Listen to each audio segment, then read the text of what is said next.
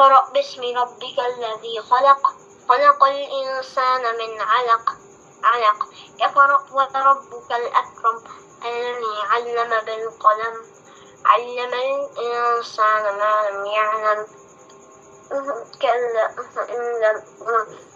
يعلم كلا إن الإنسان ليطغى أن رآه استغنى إن إلى ربك الرجعى أرأيت إن كان على الهدى إن إلى ربك الرجعى أرأيت الذي ينهى عبدا إذا صلى أرأيت إن كان على الهدى وأمر بالتقوى أرأيت إن كذب وتولى ألم يعلم بأن الله يرى كلا لئن لم ينته لنسفعا